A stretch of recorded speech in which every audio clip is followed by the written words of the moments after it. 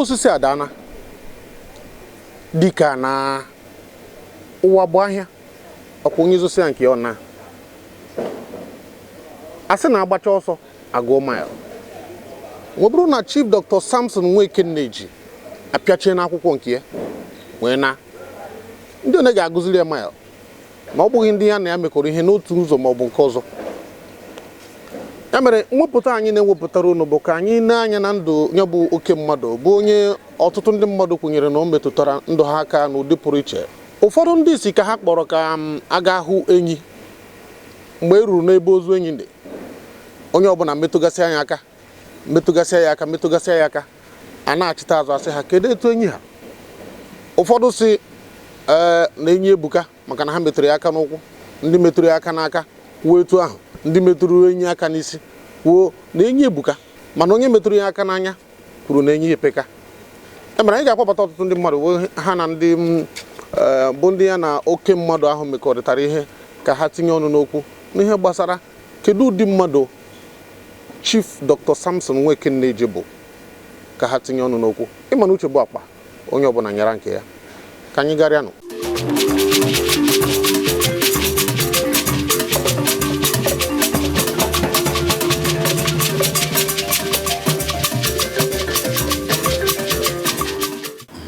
Chief Sampson Nneji bụ ọ bụ be ka amụrụ na my father n'ogologo eji akpa ugo. Wachi eji m na mana edo ugo. Ocean family Chief Sampson Nneji. Abụ na m na ya maara nke na m na bụ friends I bụ it's more than friendship. Abụ nwa there. I know onye trust so much. The first ọrụ mbụ rụrụ dịka itere ọkụ na by street lights and all these things. Ọ bụ ebe arụ the job for me when I returned from America. Na-eme ha bụ community development. Chief bụ onye mmatago ka m dị n'ezigbo m na ụmụaka na-anụ maka ya tupu m bịazie mmata ọfụma ka m tolita. Chief na nna m jere akwụkwọ, ha jere akwụkwọ na Akụgbo n'ebe ahụ, jechaa na Akụgbo wee gbadaa na Agbani wee jegotọkụ na Agbani. Ha ncha sokwa kụzie nkụzi nna m wee banye n'ọrụ uwe ojii dịka mụ asị bụkwa ya nwa bụ Chief banye na nkụzi, si na nkụzi wee banyezie na ịzụ afịa. Mụ na ya ma na-aba oge na-ebido ịlụ ihe na-enye ọkụ na-aba power plant Aba. N'ebe anyị nọ ofu ụbọchị ọ bịa buru katọn mmanya, amaghị m onye ọ bụ, afụnụ m ya na mbụ. Ọ bịa enwe ọtụtụ ihe na-aga, anyị na-enwe mitin ọnọdụ nnọọ nwayọọ, onye nsogbu ọgbakasị ha ahụ agbanyeghị nọ nnukwu mmadụ ka ọ bụ nnọọ nwayọọ elofunu ya bụ ihe etu aka m ya si wee malụ 2004-2005. We started knowing ourselves in the year 1970. His shop was at 109 Market Road, Aba. He knew everything about my family, and I knew everything about his own family. As soon as I was able to perceive after birth, when I became aware of anything, I became aware of him as a very close friend of my father, the Chief the Honorable UGWUMBA. He was like a younger brother to Chief Sampson Nneji, and Chief Sampson Nneji acted in the same kind to him.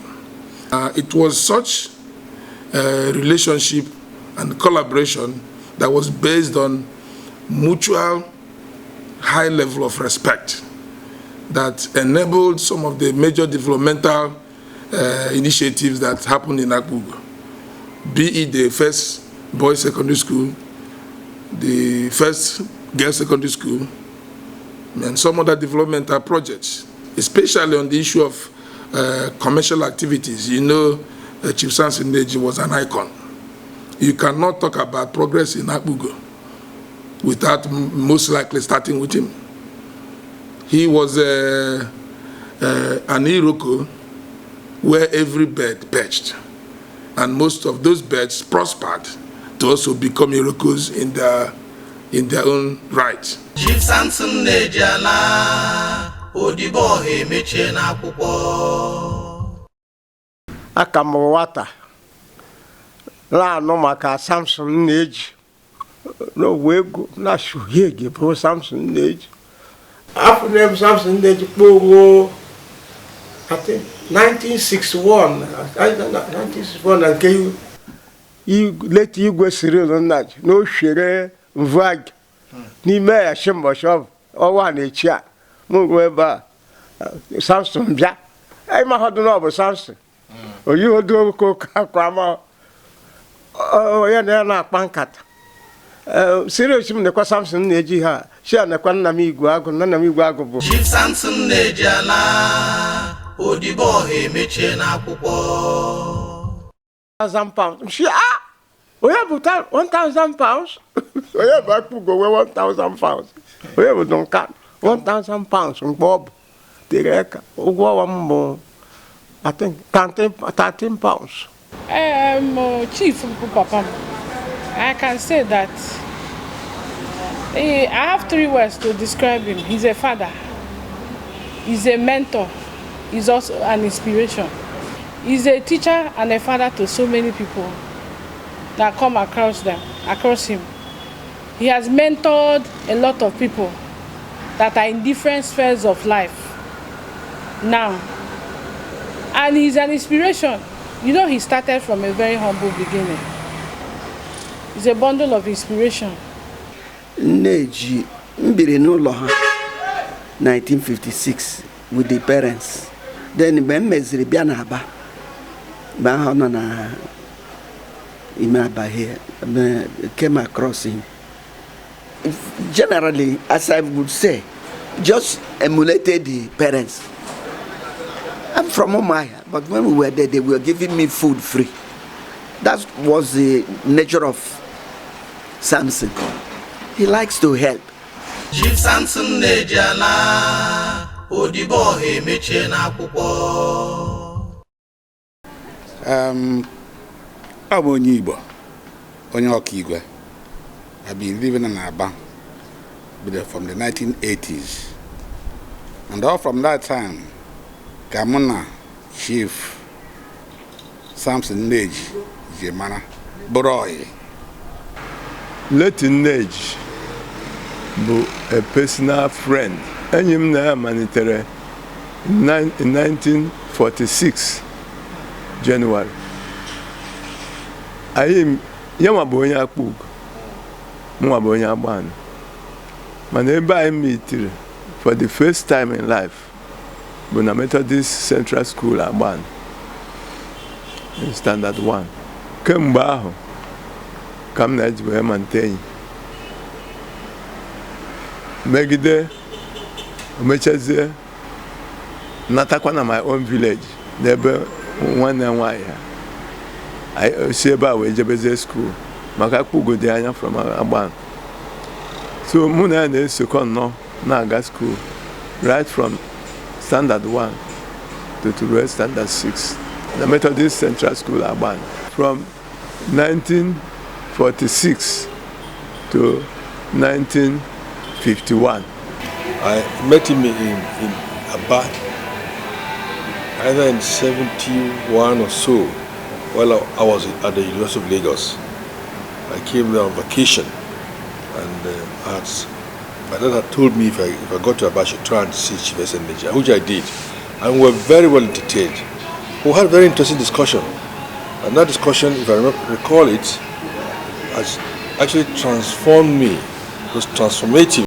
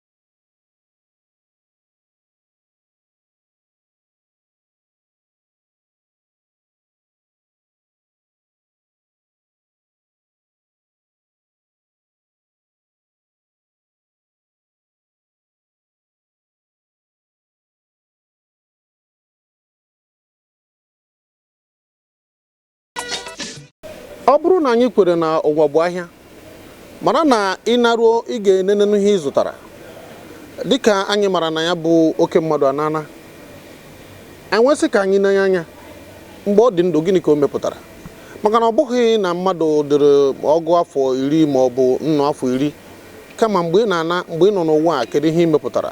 Otu akwụkwọ otu egwu a na-agụ na ekpere na-abụ sịrị naanị ihe eji echeta anyị bụ ọrụ anyị rụrụ n'ụwa a.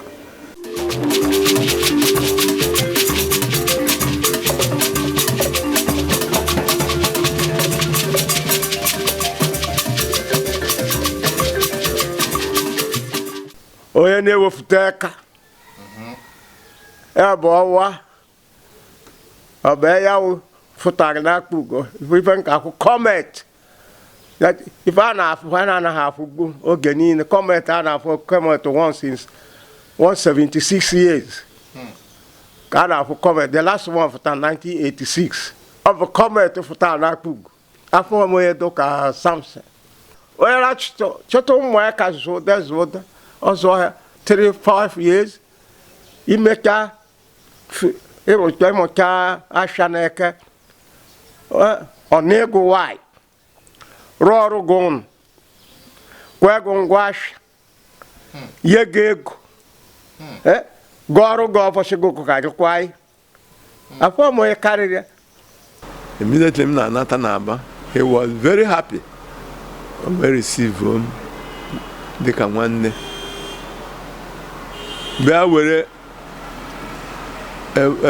a flat na ụlọ dị na Clifford Road nye m ebe ahụ. Ndị almost 2 weeks training ka esere electrical part n'ebe a na this very 175 particle. Ahịa m mụrụ amụrụ m amụ 2 weeks ọ bụ ihe eji amụ ahịa. O nyere m aka nchọta store shop along Azikiwe Road. Emepe that shop ma ngwa ahịa m ihe niile wee ju ebe a. Ọ bụ ụmụ mmadụ one o yere ọrụ ndị o yere ọrụ na ihe ji na-eri nri and ihe na-emekacha izi bụ onye go ọrụ ọkpọkụ jụọ ọkụ n'iwe ka ụnọ na be nna gị esi na iwe ụlọ chief arụ ọrụ bụ ụnụ na-ejo ndị ọzọ. Ọ bụrụ o jekwute ụmụ ya kama akwụkwọ kama na owe ka ọha ndị mụrụ ya nke ahụ chief eyo ya scholarship. Nneji zụtara ọtụtụ boys nyekwala ọtụtụ family aka individually not even concerning them. Incidentally, I entered the university. When I entered the university, this man was very helpful. In short, he touched my life. Anytime he sees me, he'll be very delighted. Anytime I go to his place in Aba, for one reason or the other, it is his house I will sleep. So Sampson let Chief Nneji ọ bụ emere ọha ọ sị na head truck a na-akpọ bụ Odibo ọha na ya na-agbara ndị ọha odibo. That is a servant of the people. I miss it too much. He been apparently missed. Ọ bụ man nje ọ na-azụ ọha bịa ewere ihe na-eme ịbịa akpụ ugo jebe na Aba anything ọ bụla ị chọrọ iri ga-adị in big quantity and the wife were cheerful givers and ndị be anyị ọ zụpụtara abụghị ọchara eje gọvanọ ndị ọzọ na trades and all things. Ọ bụ a man a na-akpọ Emeroha, a very good man. We miss him so dearly. And then can I work when the Sampson Nneji plenty. So now be big Iroko. Dana on Dubai. But we're not got damage because we are doing now. But we are going to get upon all as a young man or catalyst. Mefte kwenye ihe zọpụta mmadụ so I don't too bad no celebration mago na ọdụgodo the 120 years na ya ndị a ga na-achọkwa nke ọnọkwa mọ ọ bụ ebe na-emere ụdị ya agụda ndị wee ife n'ogologo eji ahụ kịta mana akpa ugo niile kịta agụta mmadụ 10 wee ife ma a na mmadụ 7 n'ime ha isi n'aka Sampson maọbụ n'ego Sampson maọbụ n'aka ndị Sampson zụọ maọbụ nyere aka. Aga m asị na ọ bụ mmeghe ogo o mere ogbu ya na nhata mmadụ niile. Aga m asị na ọ bụ onye nwere umeala o dị mee na ya bụ nnukwu mmadụ.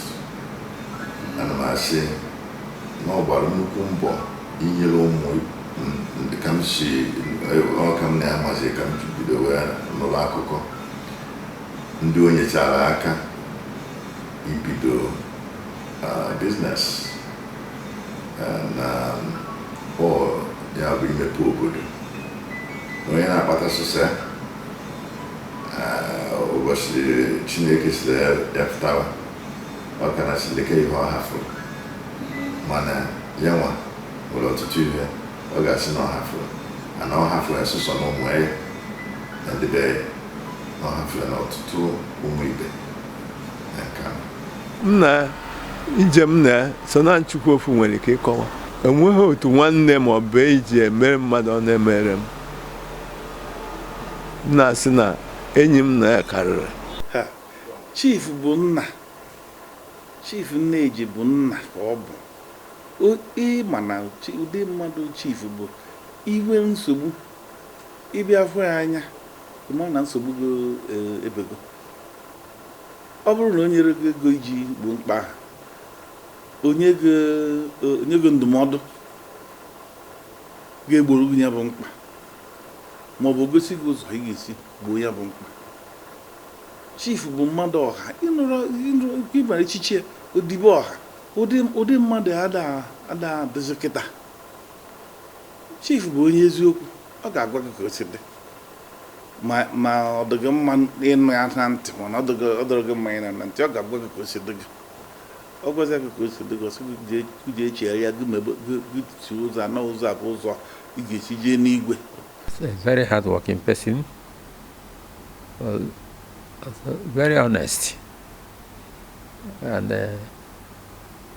his word is his word, never no change.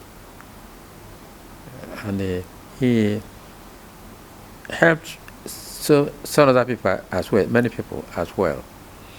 I think from that, the children also should pick up from where he stopped. That is what gives him joy. That is what gives him joy. Helping people, inspiring people, teaching people, mentoring people is what gives him joy. In the area of philanthropy, he's been into education, helping people take care of their medical needs, putting shelter over people that are homeless. So in those 3 areas of philanthropy, he has done a lot. He likes to displease himself in order to please people, and that's what gives him joy. So, and because that's what gives him joy, we all like to support him. So many people he has helped in our town and even beyond. So many people he has built houses. And I must have to tell you, before now, people like late Gabriel Nneji Majanda traced his well to him. His younger brother John Nneji traced his way to him. Tony Nneji. These are wealthy people who have traced his way to him. These are boys he trained. And so many others. He's very human. He's very kind. He likes to affect life. And I have learned a lot from him in the area of affecting life, trying to give a helping hand to people that I need. Progressing. Also near me Prabu. I don't think I can the history of Pugu and the Chief Sampson Nneji. Macandos of that in trade. You know, whether they all went for university and got PhD as well. When the general upon him and also But mainly he brought out of the man act of trading. And our boys are doing well in Alaba. Chief Sampson Nneji Odibo emeche n'akwụkwọ. He took joy when he hears that one is finished secondary school in flying colors and he's gotten admission to go to university. I remember he personally paid a visit to congratulate me in my dad's house when I was called to bar. Sampson do you cable? Nda niile bụ ndị ọrụ oyibo. Onye ọbụla bụ ọrụ oyibo ma ọ na-agba mbọ. Meta ha niile ọyị. Professor T.C. Wood emere prọfesọ Nkano. Ọkpọ ya, ọkpọ Olibe Metoy. Deto novo ha na neke na onye ọbụla. Ọkpọtọ ha niile. Ọfụtọ na-atụkọ ọdụ. Rege encouragement togu na-eyelgo congratulate aka na-eyelgo ọrụ dị etu a. Do happy. Ọfụkọ ya akpụgo na-aga n'ihu kwa ebe ọbụla n'ife ọbụla. Ọkpọ ya na-adụ na mma. Ọkpọ m na-adụ na mma shien. Nna m igwe jere university oge ahụ ndị jere university adọ ọtụtụ. Obodo Ogbu jere Michael Chukwu jere ọdụ ya ka anyị ka detọ mgbe ahụ na Martina na Masịrịl nna Jowa na maka ka anyị ha anyị ga-jere university. But anyị na niile na-emekọta. When I came out to run for Federal House of Assembly, Federal House of Representative seat, he was already retired and to the glory of God enjoyed his retirement in Florida. But he made sure he picked, when he heard that I was running, he picked up the phone. And for the next 10 minutes, gave me backgrounds that helped me, gave me advice, gave me scenarios, gave me encouragement. Ịma mentality ndị be na-eme bụ onye nwe ego ọ na-enweta ndị esi ịkparị mmadụ ka ute ndị ese ndị nwere ego na-akparị mmadụ. But Sampson nwere ego by the time I married, but all the so meek and humble, and I can associate with anybody. Much on Abba, but the 200 I want to buy and don't need a much area. I say, Apple John, Brumoto Gaga, but here, Apple James, Geba, the same vehicle. Both for the Yanyata Hana and I got both for Hanyata and I got that very car going, message 200. But when Toga or the Papa Lisha, Hani ili na buyer, or maybe I asked a motor mechanic. I was there. He was just he get home and Uber on down here. You better take it how to Umayama open there. Have very far people.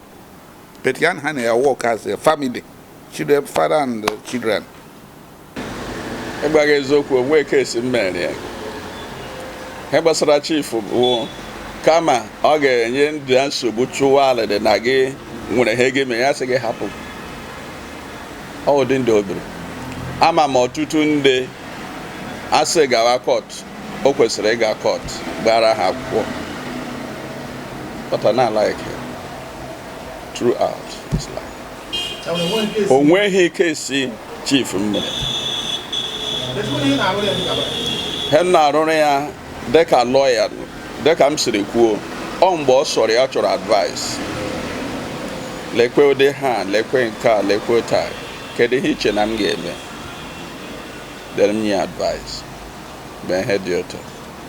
I have more pane both for the Ozo with the same dairy agreement, Chief Sampson Nneji Odibo emeche n'akwụkwọ.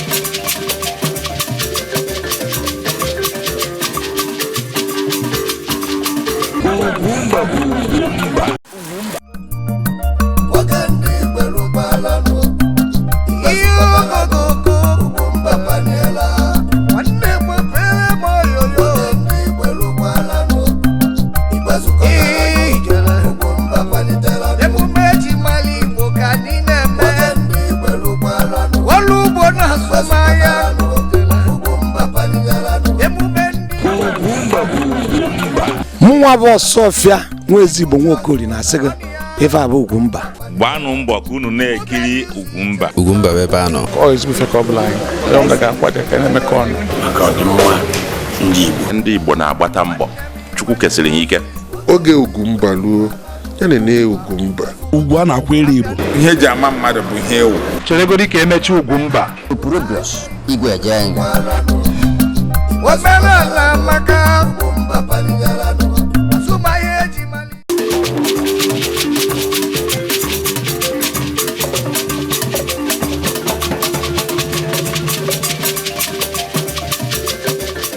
na-emere ebere ezukọrọ ya ndị nọ na bihe nọrọ after you ụfọdụ sịgụ na ụlọ gị bụ ụlọ ta na-ekpe ya rụọ ya gbamgbam rụọ ya ha gbamgbam vụọrọ ha ebe ọhụụ zụọrọ ha na ụmụ akwụkwọ na nwatabeghị ya na ha chụrụ ya na ngwa dekwa ego jee onye nke a na-emere nka na ya awụghị nwaanyị nụọrọ ya nwaanyị onye nke ụfọdụ ọrụ ụlọ onye ụfọdụ ọkwachi ife eji arụ ụlọ aka na-arụbugo onye ọ bụ akwara ife eji akwachiri eji arụ ụlọ ree Sampson stashe ire ife eji arụ ụlọ ọsha egwu agụ dara ya ere Sampson ejekwatakwa ife ụlọ ọzọ so onye kara ụtọ shimada ka ya ka m na-achị na ọ bụ kọment mmadụ dịka ịgwaga eziokwu m ga-asị no yeah my first time of seeing such a fellow in my life. Onweghị obi ya ghere oghe ọ naghị akpa oke n'ịbụ onye a maọbụ na ịbụrụ onye a n'isi mba maọbụ n'isi mba o nwere in his life. O wuru more than 25 buildings for his friends widow ma ụmụnne ma ụmụaka ndị gbara ebe ọrụ more than 25 houses. Mba a living witness. And then much ever had now. In fact, I won't say one, there are remarkable experiences out. As I said, his desire to help people. He helped me in several ways. His desire to solve problems, a problem solver. And then in Kano Kingdom, Kano land, his approach to ensure that all the people are united and have a common purpose. If na family life, if you could do no, you don't have there. Chikota be of them, Chikoto moon of them, Chikoto oven of them. Abana Kuguno, or not Pakudo, Kegeshi does, Kakugunine, Buruf, Nodunut, Chief na Bambo Nuku, Neo. Oh, echiche bụ Odibo cover ihe niile gbasara igeje mara onye ọ bụ. One of the things Chief Nneji, late Nneji Melu, like although the Kandabaya Jamet when ọtụtụ why want to plenty from many women. I'm not aware of that. So no way it will be I surprised on her act as one, and the challenge they have to do better than him, better than Sampson himself. You know, because nobody should, to whom much is given, much is expected. So I expect that Umwe will even do much better. Chief Sampson Nneji Odibo emeche na akwụkwọ. Ọ dị mma ịmana na onye ọbụla na ha ekwu otu si dị ihe anyị dị na-emekwanụ ajụ ọtụtụ ndị mmadụ bụ onye ọbụla na-ekwu etu si metata ya n'ụzọ nke ya ịma onye si na ihe na-atọ ụtọ ya kwuo ihe ọ na-atọ ka ya Odibo ha metụtara ọtụtụ ndị mmadụ aka n'ụzọ pụrụ iche mgbe ọ dị ndụ ya bụ ahụ ọ nyụrụ ka na-esi ọbụna ugbu a ọ nwụrụ anwụ mekwara na ọ ga-esi site aka ihe anyị na-ekwuzi bụ gịwa bụ onye nọ ndụ ugbu a kedu ihe na-atụ anya na ọ bụrụ na o ruo n'oge nke gị ọ bụrụ na nwoke ede azụ ọ bụrụ na o ruo mgbe nwoke ga-asị na dịka na kedu ihe ga anyị na-atụ anya na a ga-eji were ụta gị dịka nwa mmadụ dịka onye bịara n'ụwa enwe sị ka anyị na-achịkwa azụ na anya bụ ihe ma matanụ na ihe anyị dị na-eweta ya na asụsụ ma oyibo ma igbo na ọ bụrụ na ịnụhụ nke a ịnụ nke a ọ bụ eziokwu na anyị niile bụ ndị Igbo mana ị mara na ọ na-aka mma aka dị onye mma ka ọ na-ehige n'isi mana ka anyị na-achị azụ ka anyị mara ebe ọ bụ na asịrị na ya bụ ihe na-atọ ụtọ ka ihe ọ na-atọ ka ya Igbo daalụ.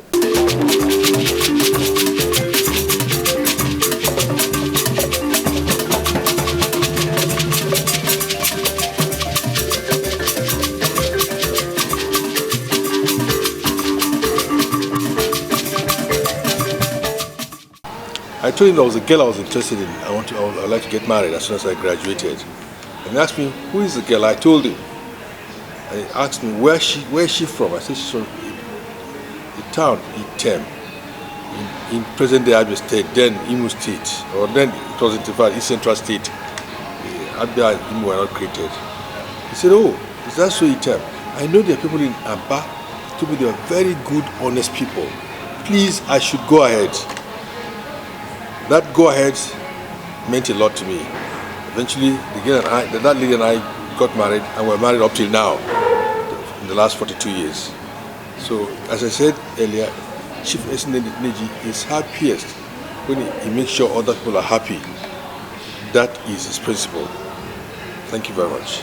Ya nwafụtara ihe karịa ọtụtụ ndị ọzọ na mbọ n'ibulite mmadụ ibi elu. O nwere oge ahụ na-adị m nwere ọrịa anya. Ya bịa akwụfụghị m ụgwọ rent n'afọ ahụ. Ya bịa letacha m sọrọ m were ego ole dị otu a tiri onwe m aka. Ọwụwa ọtụtụ landlords na-eje eme. Landlord dị after ka gị kwụọ ya rent ya. Ịbịa were ekwe nke o ji na-akpanye gị ebe na-ekwubeli rent si gị ji tiri onwe gị aka. Ehụ na in fact the most touching m jiri echeta ya m ji link wee up launch ya bụ o nwere oge nwere accident m dabanye ebe trailer n'abalị ebe m na-ala gbaba park trailer n'abalị n'ala ebe anwụ oge ọ nụrụ ya ihe zụọ otu big fowl gburu igbo kpọrọ ndị ọrụ ya niile bịa si ka abịa rejoice with me while I'm there alive because my ọchọla onye nwụrụ anwụ. And when my father died, that's when the true test of that brotherhood was shown. He rose to the occasion. He came by to encourage us. I was living overseas then. I came back. I'm sure he kept tab until he knew that I was around. And he came by in the village, looked around, wanted to know how we are preparing, wanted to know if there's anything he could do. I felt like, yes, this is a true brother to my father. When my father-in-law, the father of John Nneke, that's my son-in-law, died, Sampson Nneji was anxiously waiting for us. He came somewhere to wait for us with some people. He received us and took us to Nkrefi. It was a very successful event. And the Sampson Nneji was ill then, but because he wanted to make sure that he put up appearance and take me waited for me on the road somewhere, and took me to my in-laws' house.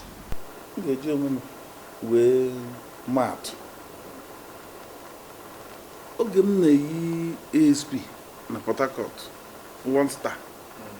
Chief kpamzi m Ugbonna ọrụ anyị nọ na ejekọna si na Namadu afọ maọbụ Namadu kọbọ ịmara eziokwu kwuo ya debe aka gị ọcha kama a ga-asịkwa na ị na mmadụ dị ego ma n'iji ike aka gị wee mee mmadụ ihe dị otu a ọ bụkwa nke ego ọ na-aka ọgụ nnukwu na bịa na Aba road ebe a na Aba bịa ihe m ego ahụ ịchọ iwere jiri ihe ọkwagowa bụ ovu ya anyị ji na-aga na be anyị na-akpa ugwu na-abịa na uwe ojii anọ biko sọpụkwara onwe gị sọpụ ndụ be anyị ihe mekịta gachikwa na ndakpa ugwu ma ihe ahụ si m jisi ike n'ọrụ m na nkwụba ha aka m ọtọ ma ewekwana ihe na-abụghị nke m na-ekwu eziokwu oge ọbụla na-abụ na mkpụrụ aka m ụtọ na m ga-eru n'isi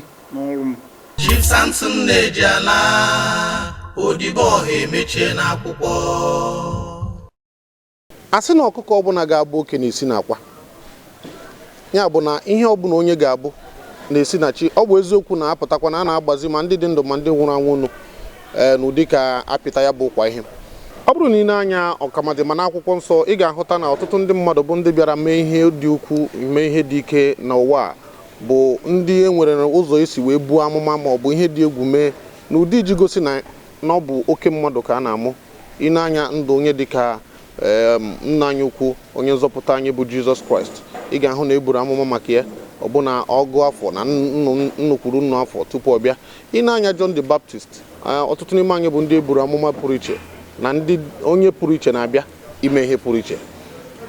Na ndụ nke odibo ọha, ọ dị amụma dị etu a, ọ dị okwu dị etu a, bụ ihe karịrị nnụ afọ na ụma. Mgbaka anyị n'anya kedu etu esi bido kpawa nkata o wee ghọọ ngịga.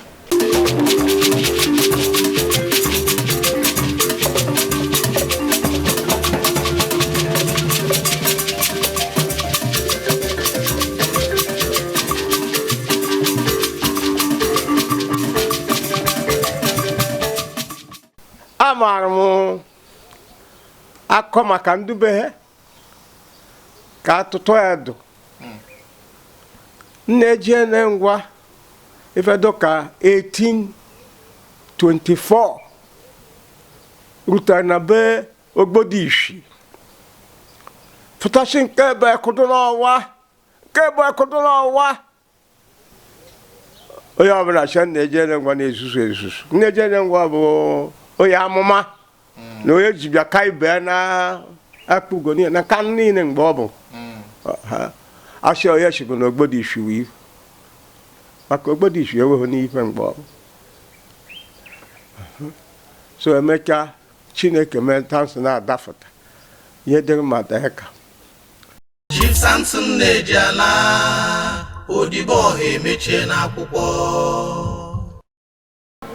I didn't ever get the impression. He was a man of optimism. He was very optimistic about his business life, about his relationship with people, and there was no way one could tell. But of course, as we age, health begins to fail. It's natural. It's a natural process. Otu anyị na-eso na-agagharị even before nwụọ, anyị na-akpa nkata ọsịm ornament na ya ekenere Chineke n'ebe ọ dị ukwuu na ọ bụgodu na ya nwụọ tata na ya nwụrụ n'oge ya na-enye Chineke ekene. Msị mba ị ga-anwụ mana oge erubeghị.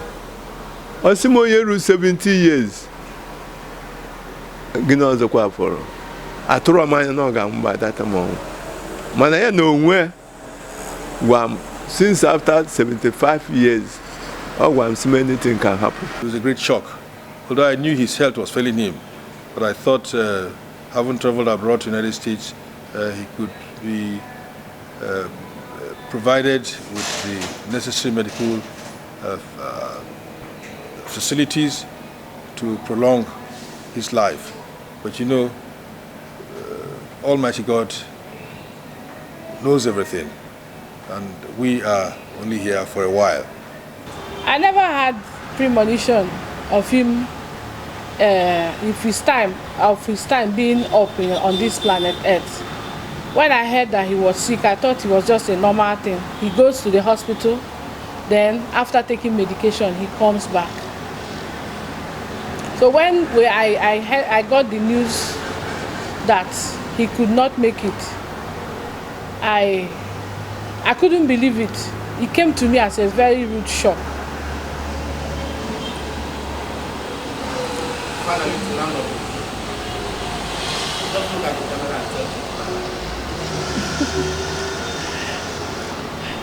Business of living, because life must go on. To him, obviously, we've prayed and prayed, and I'm confident that God must have received his soul in paradise and granted his soul eternal repose. Otu nwaanyị a na-akpọ Dorcas nwụrụ n'akwụkwọ nsọ. Ọtụtụ ndị mmadụ gbazuo na-ebe akwa na-eti onye ga-emere anyị nke a, onye ga-achinye anyị akwa, ụmụ nwaanyị ajadu onye ga-enekọta ha etu a ka ọ dị n'ọnwụ odibo ha. Ụfọdụ ndị mmadụ na-ajụ onye ga-arụrụ anyị ụlọ ọ na-arụrụ anyị, onye ga-enye anyị ụmụ ego mmachi akpa ọ na-enye anyị, onye ga-akpọrọ ụmụaka anyị zụọ ha ma zụpụta ha mmadụ, onye ga-eme ụmụ ihe dị etu ọ na-abụ ọ daa na gbata asị ka agakwa odibo ha, onye ga-enyere anyị aka. Kịta ọ bụ na nwoke a na-akpụna enwe na-asị enwere onye pụrụ ịnọchi anya ebe akpụkpọ ụkwụ ọ gbapụrụ wee na enwere onye pụrụ itinye nwunye ụkwụ. Ọ bụ ihe pụrụ omume na a ga-enwe odibo ha part 2 ma ọ bụrụ ndị na-emere ndị Nollywood anyị. Ọ bụrụ ihe ga-ekwe na a ga-enwe onye ọzọ ga-apụta ga-ehicha anya mmiri ya bụ ọnwụ odibo ha wetara nye ndị Nkanụ, nye ndị Akwa Ugo, nye ndị Enugu steeti nakwa Naịjirịa niile. Maka na anya bụ ahụ ọ nyụrụ, ọ bụ eziokwu na ọ nọ na Akwa Ugo nyụọ ya, ọ nọ na-abanyụ ya, mana ọ na-esi ruo ebe niile. Ka anyị gaa n'ihu. Akpụkpọ ụkwụ odibo ha ka onye pụrụ iyiri ya.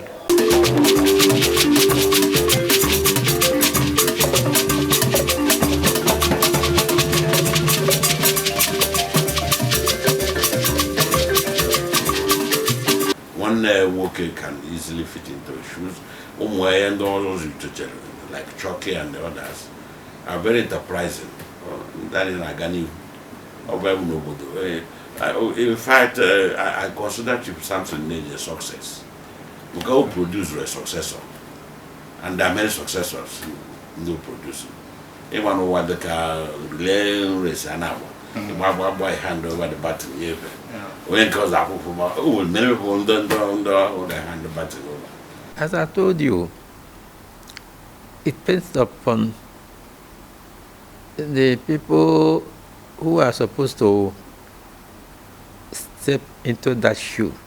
They have to work hard as Sampson worked hard. I have one more in then. And then the Iganiru Anadi, more and more. You see, I have one more of Madega Nazi or one, but they will problem. I'm like we people who are still living. We also benefit from them. I Hagamogana, I don't have when Hagamona, how can I step on? I come for Aqua, okay, catching an over comet. Comet and after once in 176 years. I come for where Dr. Sampson, I can't come for where can name a Duquaka cab. I form where do altruistic Dr. Sampson. Of all your for on the Yamadi for hope on the not for New Year, we are do for because I bet the most if I tamba about I see. But New Year, I do for the view. No, Yama. Nay, day we cook you and nay, I do suffer.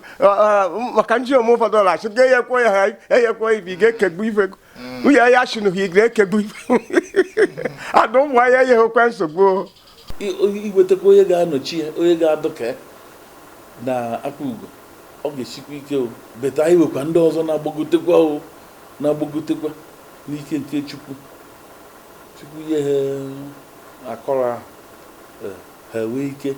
Imoko chief is kama na obu makanke kita ha otu ai tuku kita akama kwa je de gole na kani na ya ka afuzo ga bu size ya. Well, it will be difficult to replace him in our society, but one cannot tell the future. Some other younger fellows could emerge and play important roles. But the roles Chief Nneji played would be difficult, and we shall miss him for a very long time. And he will remain in our memory. Fortunately, Chief Nneji is a very strong businessman who took a lot of risk in his business and still made it. Has built up a strong family that is business inclined. And so they're strong enough to move ahead and push beyond the things he has achieved and even achieve more. That's the confidence I have. He left a very big vacuum, difficult for our time to fill. He left a very big shoe, the size is too big. Nobody has filled it, nobody. I'm from that movement, and I'm telling you this, nobody for now has filled that shoe. Because this is a man, if you go to him, you must have solution.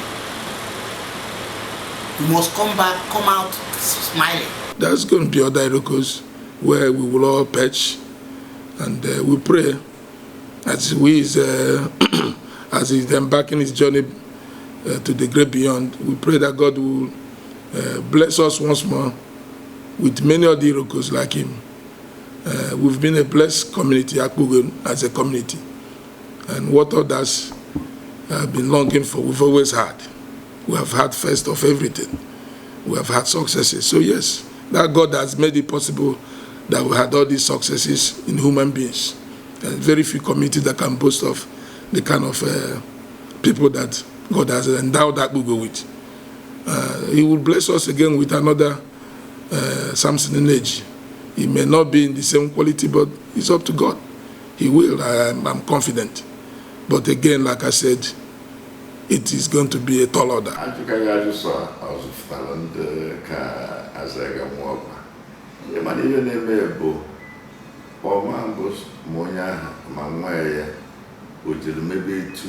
Business on no, only home mortal, na care, will maybe business in care, we cake, mobile, beach, and corner.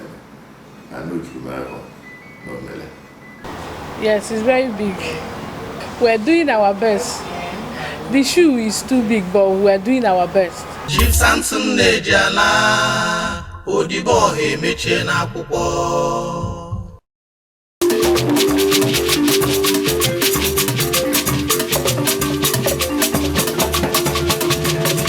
Ọ na-agba mbọ kemgbe ka o mee ka ọ bụrụ ihe bụ Biafra ya n'aka ugbu. O butere nnukwu na njikọ ọnụ aka ha dọ wee rapụ osiri apụ. Mbọsị ọbụla njikọ ọnụ ha ga-adọ aka ugbu bụrụ otu a, chief ga-aṅụrị na-agba egwu n'ebe ọ nọ. Our town now has so many problems.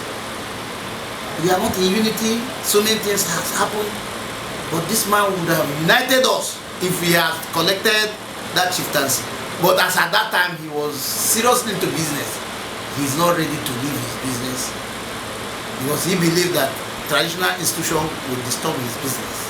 The death of a great man, the death of a hero, must serve one purpose, and that purpose should be to bring us together so that we do those things that will please his heart. Chief Sampson Nneji Odibo emeche na akwụkwọ. But one regret we have, and equally our town, was the fact that there was a time when the town wanted to have a traditional ruler. They approached him because of the way everybody loves him, begged him to come and be the traditional ruler of our town. If he has accepted, we wouldn't have had autonomous community. We wouldn't have had multiple traditional rulers. We have now. Everyone was prepared for him to be the traditional ruler of the town, the entire town. Akpugo for na ya nnukwu. Kanje mate, Akpugo for na 1979 a na-azọ ihe ga-abụ igwe ndị Akpugo niile nakọtacha ebe bụrụ igwe ọjụ. Ọjụ. Ndị Akpugo fụkọtara ya n'ofu nwaanyị makọtara ya makọkọta si Sampson Nneji ọwụka ebugbe ya bagbuo m. Ihe ọbụla nwere mmalite na-enwekwa n'ọgwụgwụ kpatara akwụkwọ nsọ ji kwuo na nwere oge na mgbe nye ihe ọbụla dị n'okpuru anyanwụ a. Oge eji amụ na oge eji anwụ, oge ga-eji rie na oge ga-eji nyụọ, oge ga-eji chọọchị na oge ga-eji bee akwa. Ọnwụ Odibo ha ga-ebutere ọtụtụ ndị mmadụ akwa, mana ọ bụrụ na anyị kwenyere na akwa dị ebi ụwa, ọka mma na anyị na-enyere anya na ndụ ya were nkasi obi na ọtụtụ ihe dị iche iche ọ rụpụtara mgbe ọ nọ ndụ. Ị mara na o nwere mgbe ọ na-abụ ruo dike asụọ n'ude dike barịrị.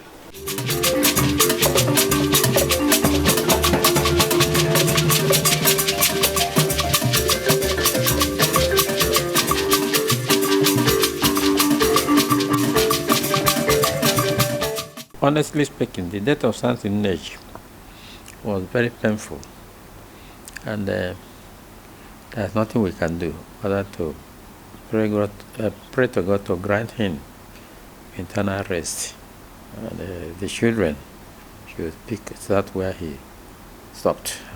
Odibo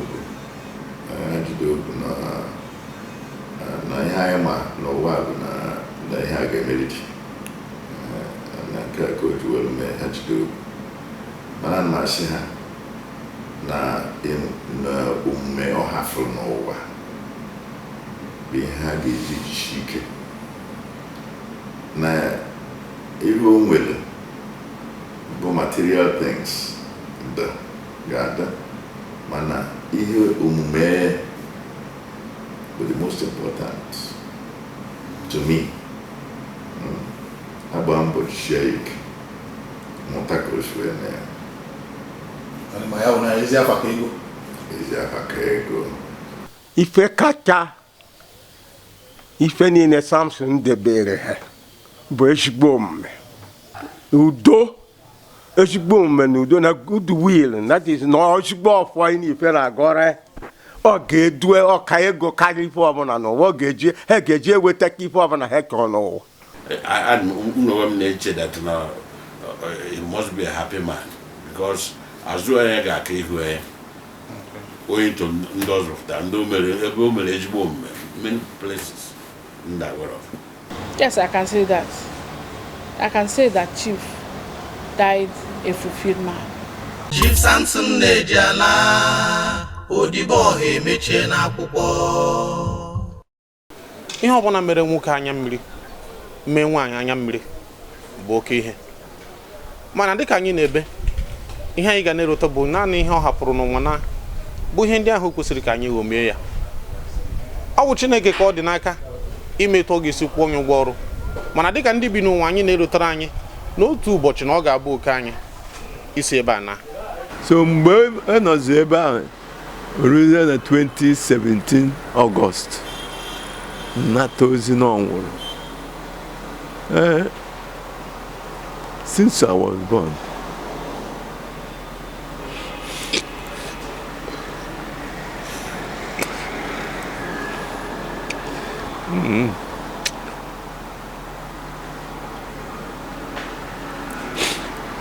enwebeghị m shọkụ dịka in my life.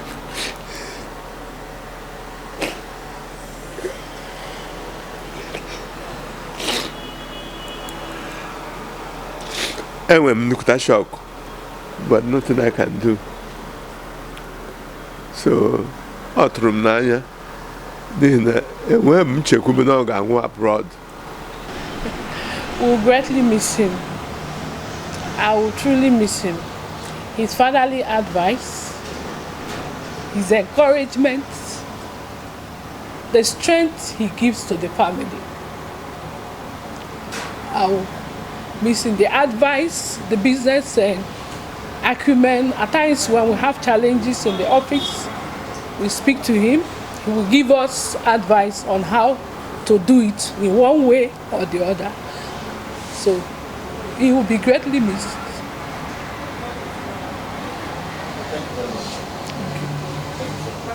Ekpere m bụ ka Chineke nara mkpụrụ obi ya na ndokwu. And m feel even though n'ọgwụgwụ anyị ka ga-meet again. N'ihi na ekweghị m na ọ ga-ahapụ m on earth daba without telling me.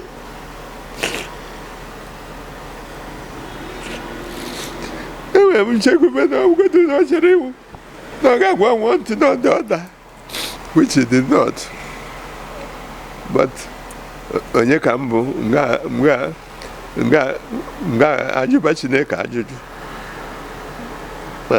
Ihe m niile m na-ekwu bụ ebe ọ nọ Chukwu nara mkpụrụ obi ya na ndokwu, and ya chere m that we are going to meet again to part no more. Enyi m na bụ 71 years from 1946 to 2017.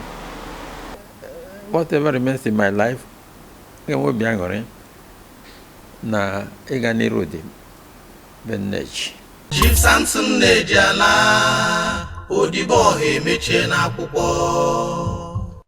Achọrọ m ịkụrụ ụmụnne m ma nwoke ma nwaanyị ezinụlọ Chief Sampson Nneji na ka nwanne anyị wee Chineke wee napụrụ Chineke. Ọ nnukwu ihe mwute, mana anyị na-anya n'ihe niile o mere n'ụwa anyị asị na o biri ezigbo ndụ. Ndị ebe anyị na-asị onye kwetere azụ ya guchie ụzọ. Igbo bụ Igbo, mụ bụ Mike Onovo, mana dịka m na-ekwupụta ihe bụ ihe, dịka m na-ahazi ya bụ mmemme a, enwekwa mmụọ na bụ ruo nchetakata anya mmiri abịa. Maka gịnị? Na ya bụ oke osisi dapụrụnụ tupu o tochikwa ọzọ, ọ bụghị ihe dị mfe, mana enweghị ihe ọzọ anyị ji ụgwọ anyị ji n'onwe a karịa ụgwọ ime ihe ọma dịka anyị dị ndụ, ebe ọ bụ na anyị mara na otu ụbọchị na anyị ga-anakpu ịga zụta onye kere anyị. Igbo bụ Igbo, n'aha ndị niile nọnyere anyị, aha ndị na-enyere aka wee mee ka mmemme a gaa ọfụma, n'aha ndị na-ega anọkwa mbọsị a ga-adọnye ya bụ dike na ala wee mee ọtụtụ ihe dị iche iche iji wesị ya na nke ọma. Ana m asị unu daalụnụ. Ọhịa ga-adị ka enwe amaghị ya. Ana m asị unu ka emesịanụ. Ngwanụ biko, ọ bụrụ na ndụ Odibo ha metụtara gị n'ụdị pụrụ iche, biko guzo ọtọ n'ebe ọbụla ị nọ, kụọrọ Jizọs aka ugbu a, kenee ya n'ihi ndụ ya bụ nwa amadi, masị ya jee nke ọma. Odibo ha jee nke ọma.